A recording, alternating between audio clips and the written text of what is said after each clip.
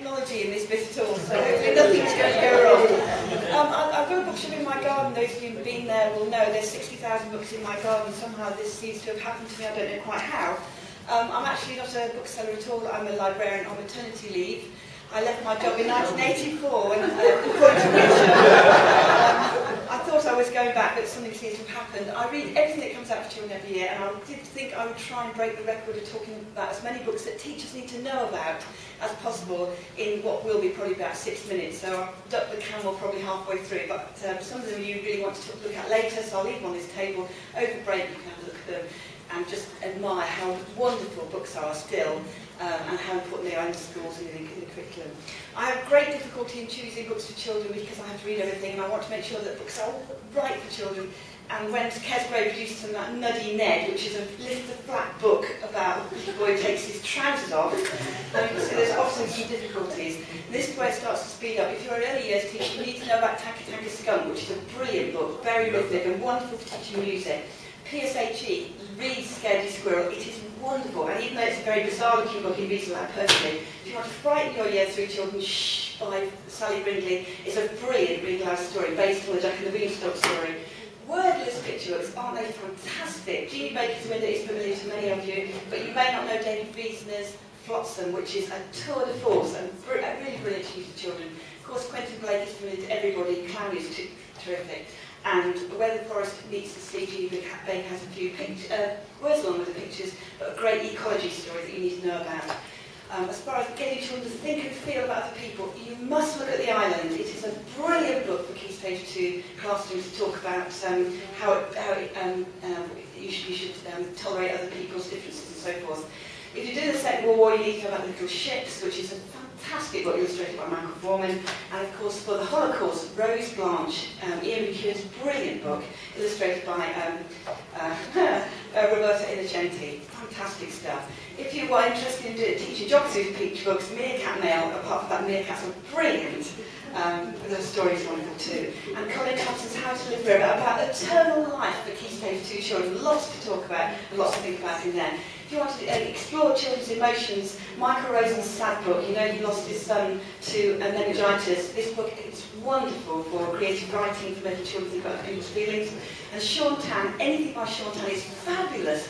The Red Tree is terrific for emotions, and I'll talk about Sean Tan if I get the chance a little while later. If you're doing drama with children, Billy's Bucket is fantastic, and it also has a wonderful message for parents. Leave your children be, just occasionally. And if you're into the artistic picture book, anything by Jackie Morris is a dream. Tell Me a Dragon is just one of many beautiful pictures she produces.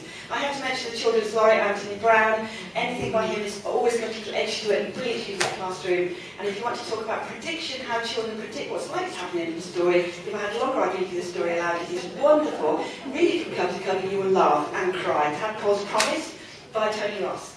And if you want to talk to parents about children learning to speak and how they gain language through books, then Gorgeous is out of print. I have 4,000 copies. I bought the end of the print run and I reduced it by half. It's under my table in my desk, under my office, so if you want any copies, let me know. Brilliant.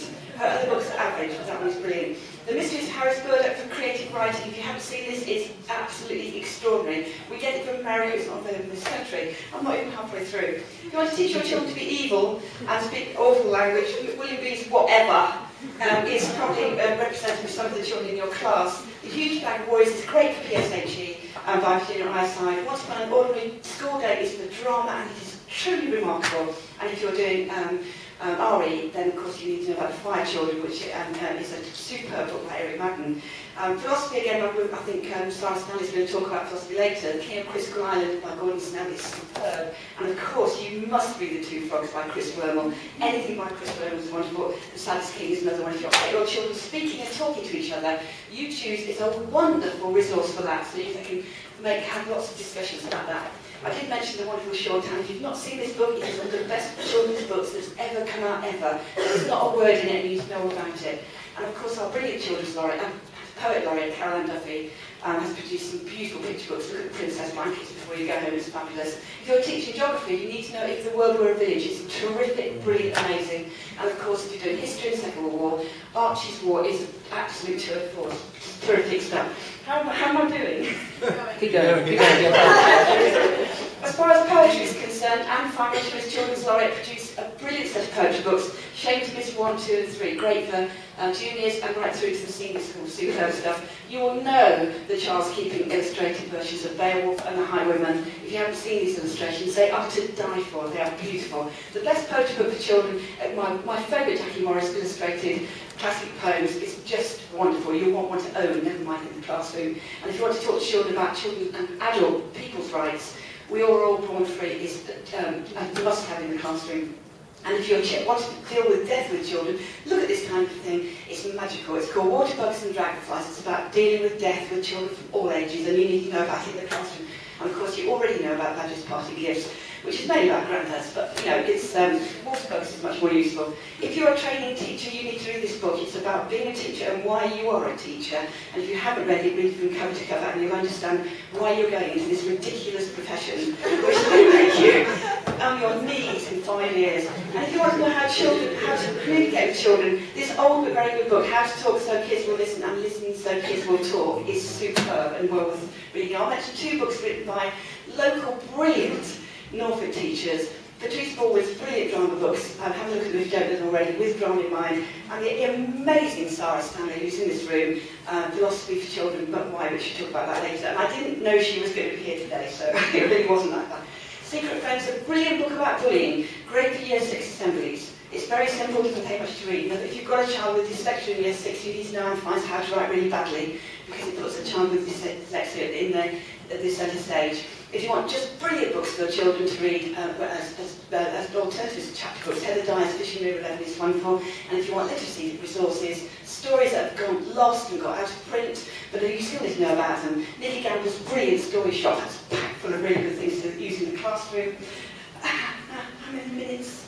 Another minute or so. Oh, right, keep going. A great book to read aloud if you've got children in Year 5 in fascinating animals. Echo Size by Jack 4 is brilliant. And you must have come across Andy's Standards, You're a Bad Man, Mr. Gunn, which gets everybody in the entire school reading. He's coming back to Norfolk in November. And look out for the advert, because you need to read your children. He's brilliant. He's utterly brilliant. And if you want to scare your 6s to death, hopefully they haven't all seen the film, which is not as good. Neil Gaiman's Coraline is superb. And a great book to read aloud to Year 5's been around forever, but works every time, The Indian in the Cupboard by Lynn Banks. Your Year 6 girls who've got nothing to read because nobody publishes books for girls anymore, they're all back for books for boys. You know about Edith Ibsen's Journey Through the Sea, which is a great book for able 10-year-old girls, and they'll love it. Maurice Gleitzman has just been into Norfolk and talked to 800 kids in Elsham and has been utterly brilliant, talking about the third in his series that started once about the Holocaust for every child, Year 6, Year 7, Year 8, Year 9. The trilogy is absolutely remarkable and really needs reading. Ian McEwan again, only 2 books for children written. The second one, The Daydream, has a piece in it about a cat. Read it to your children. They will all be absolutely transfixed by it. It is utterly brilliant. The booked up book, which is I'm so pleased to see on the list next year, is Michael Rosen's A to Z of Children's Poetry, which is utterly fabulous. If you want to know more about children's books, you need to know about the Ultimate Book Guide, and there's one for infants, one for juniors, and one for teenagers. It is a wonderful way of children finding out what to read next. And of course, I must mention David Almond, who's a genius. The Savage is about bullying, and it is wonderful, great for teens, great for top end of the primary school. 2 books for teenagers you really need to know about. Year 9 girls, Meg Rosoff's stunning Goodbye's Farewell is utterly wonderful. And The Knife of Never Letting Go by Patrick Ness is a terrific, wonderful, amazing beginning of a trilogy, which is likely to win the Carnegie Medal this year. Really superb stuff. So if you've got a Year 9 child of your own or a Year 9 class, make sure they are introduced to it, because it's not an easy book to get into, but once they're in it, then they will keep going. These books are wonderful, there are many more. I have 60,000 books in my bookshop. This is just 60. I hope you might be interested in looking at some of them. If you want any advice or interested, or you're interested in anything to do with children's books, give me a ring or email me and I'll see if I can answer any of your questions. I'd love to talk about children's books, as you know. And I will talk to parents and teachers and I'm insect of anything, and I don't charge a penny, so I'm wonderful in that way as well. Enjoy the rest of the day. Thank you for letting me have my service.